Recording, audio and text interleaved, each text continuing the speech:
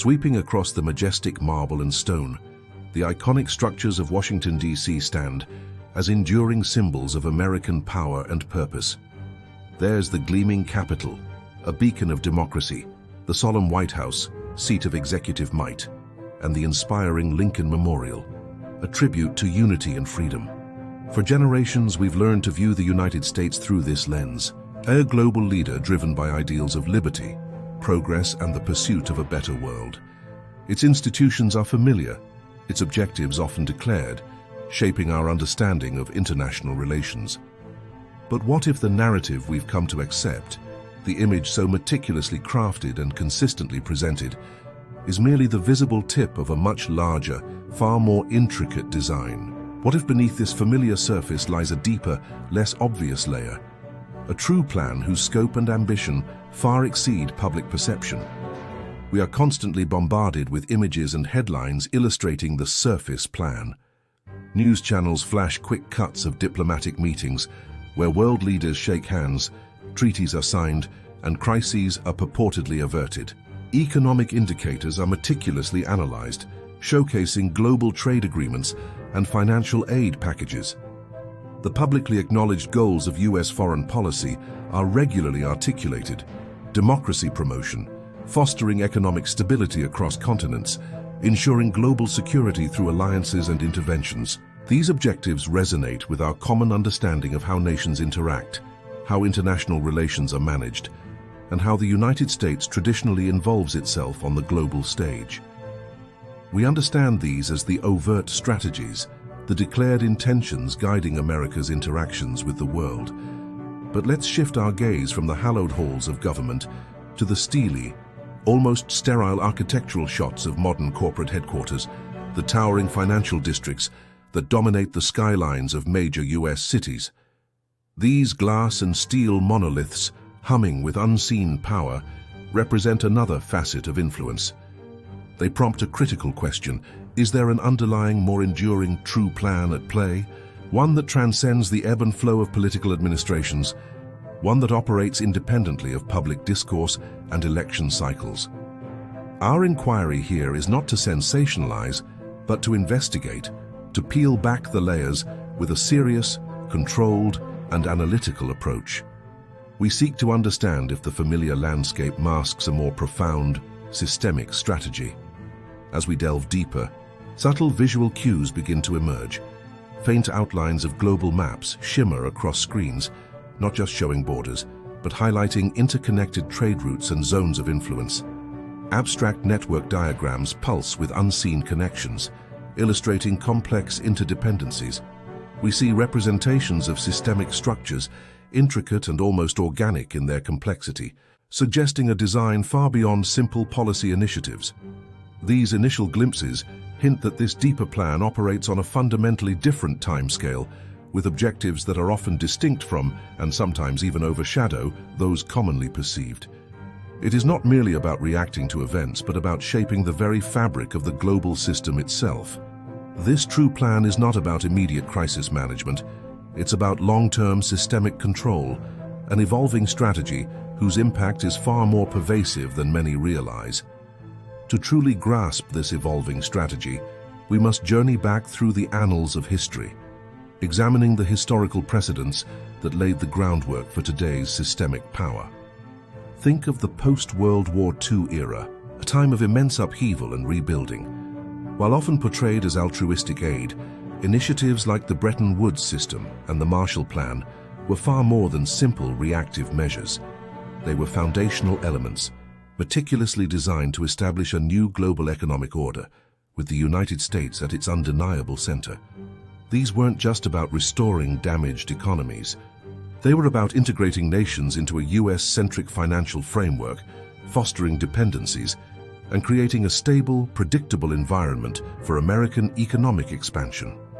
Similarly, the Cold War doctrines, while seemingly focused on containing communism, also served to solidify alliances and project US influence across vast geopolitical landscapes, shaping military, political, and economic alignments for decades. The continuity of certain objectives across these vastly different eras, from economic integration to geopolitical dominance, reveals a consistent strategic thread. Beyond the public figures and political narratives, the true architects of this influence reside in a less visible, yet immensely powerful sphere. Picture the hushed, intellectual interiors of think tanks, the revered academic institutions that churn out policy papers and economic theories, and the less-known governmental agencies operating quietly behind the scenes.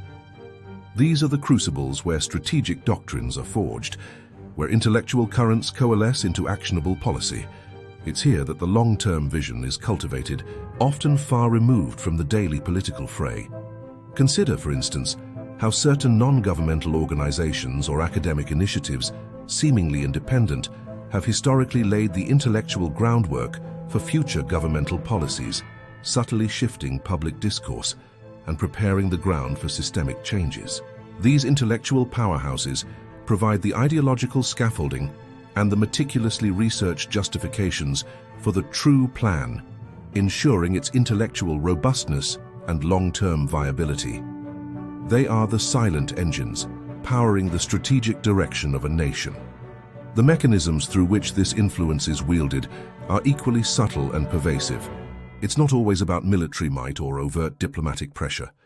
Envision the frantic energy of financial trading floors, where trillions of dollars shift hands daily, or the intricate global shipping routes that crisscross oceans, carrying the lifeblood of international commerce. Consider the vast data centers humming with information, connecting economies and societies in ways unimaginable just a few decades ago. These are the economic and technological levers of power, the less obvious tools of influence. Financial leverage, for instance, through institutions like the IMF or World Bank, can dictate the economic policies of developing nations, integrating them further into a global system designed to benefit established powers. Technological dominance, from internet infrastructure to cutting-edge innovations, allows for unparalleled surveillance, communication control, and economic advantage. Even cultural soft power, the subtle dissemination of American ideals and consumerism, shapes aspirations and norms globally, making the world more receptive to US-led initiatives. These mechanisms subtly impact our daily lives and global events, often without us even recognizing their strategic intent. This leads us to the concept of the invisible hand of strategy, a long-term, multifaceted approach that isn't always overt, but consistently aims to maintain and expand systemic advantages. Imagine animated maps illustrating the seamless flow of capital, goods, and information across national borders, all subtly guided and influenced by this underlying design. This isn't about direct command and control in every instance, but about shaping the environment, setting the rules, and creating pathways that naturally lead to outcomes favorable to the systemic architect. It's a strategy that builds resilience and adaptability, ensuring that regardless of political shifts or global crises, the fundamental structures of US influence remain intact, often even strengthened.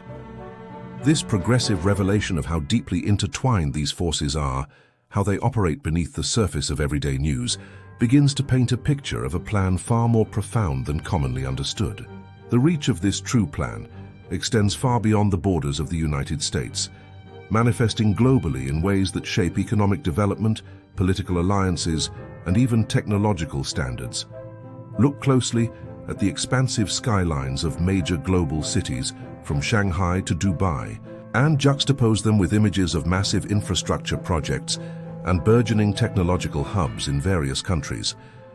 While these developments might appear to be purely local initiatives, they are often deeply integrated into a global economic framework, subtly influenced, if not outright designed, by the strategic imperatives originating from Washington, D.C.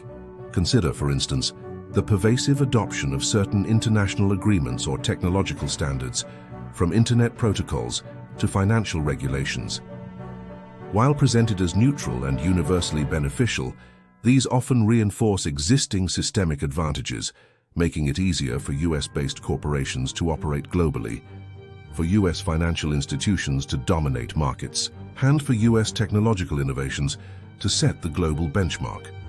This isn't necessarily a sinister plot, but rather the logical outcome of a system meticulously designed to perpetuate and expand its own influence, creating a global ecosystem where certain foundational elements are inherently American.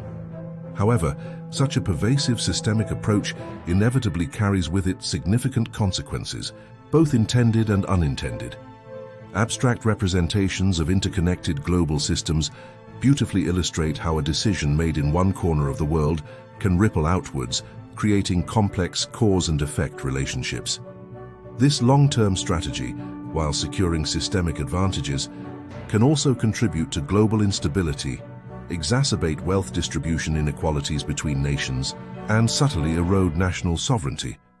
Developing nations, for example, often find themselves navigating a complex web of international debt, trade agreements, and development aid, all of which can subtly limit their autonomy and steer their economic trajectories in directions that serve broader systemic interests. The pursuit of stability through controlled integration can, paradoxically, breed resentment and instability when local needs clash with global directives. It's a delicate balance, and the scales often tip in favor of the dominant power, creating a world where the rules of the game are set by a few, impacting the many. As we transition back to a contemplative view of Washington, D.C., its familiar monuments now shimmer with a different, deeper meaning. The institutions we once saw as simple symbols of governance now appear as potent nodes within an intricate global network. This understanding isn't about fostering conspiracy theories, it's about cultivating informed awareness. It's an invitation to critically reflect on the information presented, to question the narratives we consume, and to consider how this true plan might impact our own lives and the broader world we inhabit. What are the implications for an increasingly interconnected world where the forces shaping our future often operate beyond the visible horizon of daily news? What role do we, as informed citizens, play in discerning the true architects of our collective destiny and ensuring that the pursuit of systemic advantage doesn't overshadow the imperatives of global equity and shared prosperity? The final image we are left with is a slow, deliberate pan across a complex, intricate network diagram. It's not static, but subtly pulsing, ever evolving, suggesting that the true plan is not a fixed blueprint, but a dynamic, adaptive strategy.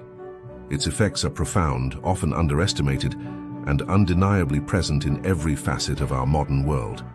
The impact is far greater than it seems at first glance, urging us to look beyond the superficial, to question the obvious, and to understand the deeper currents that shape our reality. This journey into the subtle mechanics of global power leaves us with a contained concern, a rational alert, and an undeniable sense of critical curiosity about the true forces at play.